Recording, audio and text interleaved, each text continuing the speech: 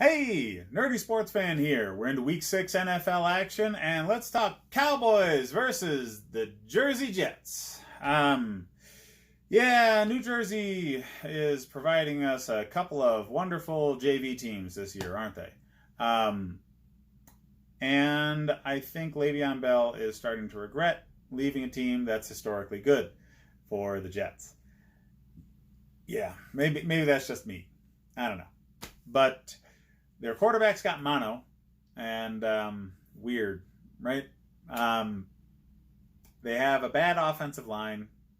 They have a very good defense. They really do. Their defense is on the field way too damn long.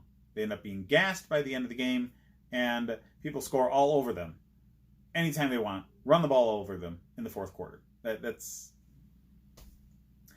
was my team for years. So I'm sorry, Jets fans. I really am. You don't deserve this. This was supposed to be a better season for you.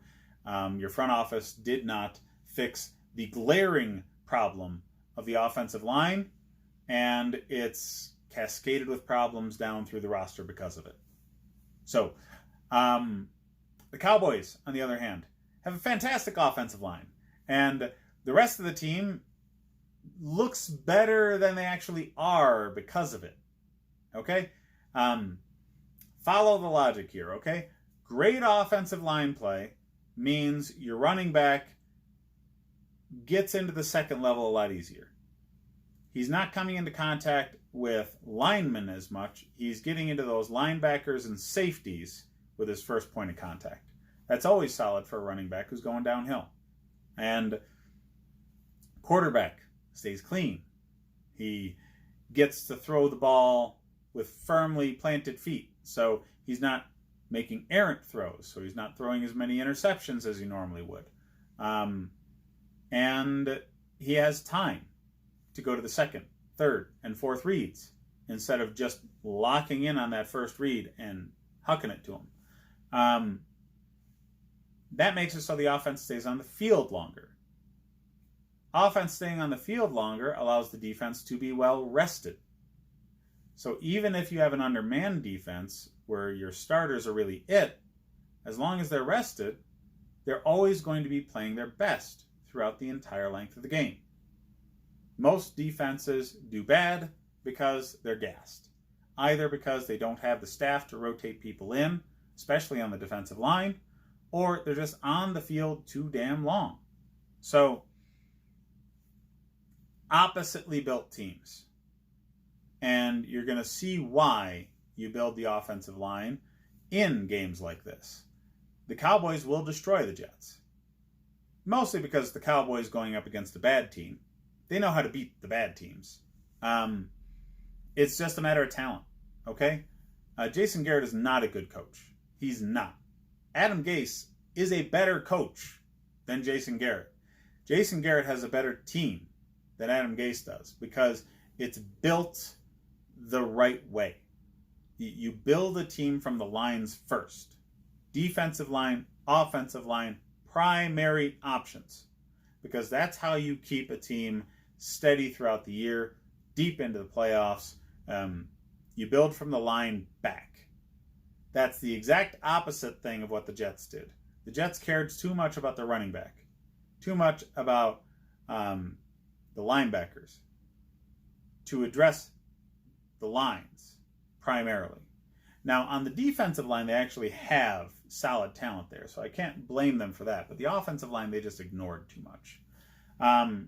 What this does for them fantasy football-wise is the Cowboys will have every week starters in Ezekiel Elliott and Amari Cooper. Dak Prescott is like a quarterback too. He'll start for you when your normal starter is injured.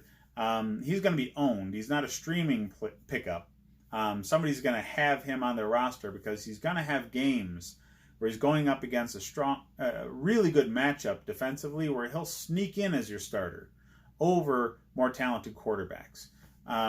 This is one of them. All right, if you own Dak Prescott, he's likely going to have a better game than whoever your starter is, unless it's somebody ridiculous like Pat Mahomes or Deshaun Watson. I would say Dak Prescott is a number 6 or 7 quarterback play because of the quality of his opponent. Again, not because the defense is bad, just because they're going to be tired. All right? Amari Cooper is an every week must-start wide receiver 1. The guy is a freak of nature, okay? Did you see some of the plays that he made last week? He was that dude they just spun off of before he went deep into the end zone. It was poetry. This guy knows how to play once he has the ball in his hands, okay? He is not the guy who's going to burn you down the field. He is the guy who's going to make something out of nothing. He's going to make people miss. He's going to push people out of his damn way. He's a very physical guy with quick feet and can juke around people and spin around people. It's a very dangerous combination for a wide receiver. So, yeah, he's always going to get his. And now that Gallup is no longer injured, that man's going to go off too. Okay? Gallup, I was advising people to pick up early in the season. I actually dropped him for a few weeks because of his injury and picked him back up because nobody's on this dude for whatever reason. When he's in the lineup, Amari Cooper draws so much attention, he's guaranteed single coverage. And he's going to beat it. He's too fast. Nobody's number 2 corner is fast enough to pick this guy up. So as long as Dak Prescott has an accurate ball 2 or 3 times a game, he's going to hook up with Gallup on a deep out or a run up the seam or whatever the heck they decide to run him with. He's going to get a deep pattern 2 to 3 times a game. One of them is going to turn into a touchdown here and there, all right? So Gallup needs to be added in all leagues. I want to say at this point he's at about 60 to 70% ownership through fantasy football. People are starting to get on him, but he's available in a lot of leagues. So pick him up, at least to stow away on your bench to see how things play out late in the season. Personally, I'd put him in as a flex option, and I shouldn't have to tell you Ezekiel Elliott needs to be started. I shouldn't have to tell you that Le'Veon Bell needs to be started because he's literally the only thing the Jets have going for them. He's going to get overloaded with so many targets, they're going to kill that guy by the end of the season. But right now, great for fantasy, you know? There's not a single receiving target for the Jets that should even be thought of, even after Darnold comes back from injury. They're just way too inconsistent. They're just flat out bad in the passing game right now. They'll be okay when Darnold gets back, but that's about as good as I'm going to give them. But yeah, Cowboys, pick up Gallup, put him in as a flex play. You will not be disappointed. Amari Cooper, those 2 guys are going to go off on this defense. And Ezekiel Elliott will get his usual. Dak Prescott should be in your lineup this week. Start Dallas's defense because the Jets are just that bad. They're probably not going to score more than -2 points.